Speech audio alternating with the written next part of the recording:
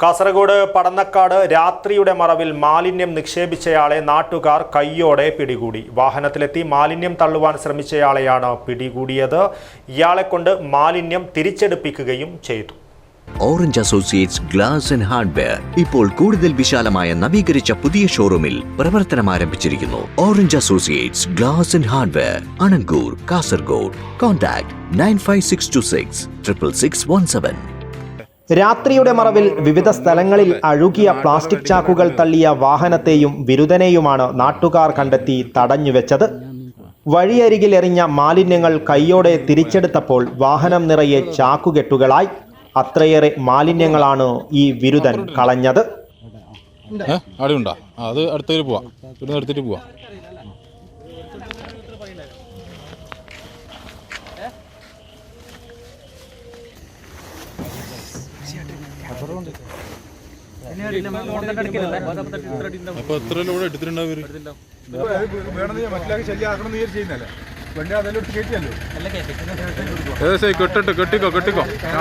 പടന്നക്കാട് കുയ്യാലിൽ പഴയ ചാക്ക് കച്ചവടം നടത്തുന്ന അബ്ദുല്ലയാണ് അഴുകിയ ചാക്കുകൾ നിക്ഷേപിച്ച് കടന്നുകളഞ്ഞത്. ഇയാളുടെ വാഹനം CCTV ക്യാമറയിൽ പതിഞ്ഞിരുന്നു.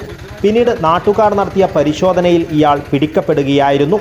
പിന്നീട് 7ഓളം സ്ഥലങ്ങളിൽ നിന്നും ചാക്കുകെട്ടുകൾ തിരിച്ചെടുപ്പിച്ചു. ഹൊസ്ദുർഗ് പോലീസ് എത്തി അബ്ദുല്ലയെയും വാഹനവും കസ്റ്റഡിയിലെടുത്തു. സിമന്റ് ചാക്കുകൾ കഴുകി വൃത്തിയാക്കിയാൽ മുനിസിപ്പാലിറ്റിയിലെ ഹരിതകർമ്മസേനാ സംഘം മാസം തോറും അവ എടുക്കാറുണ്ട്.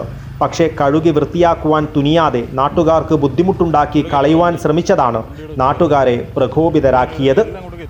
News bureau, Kanhangad.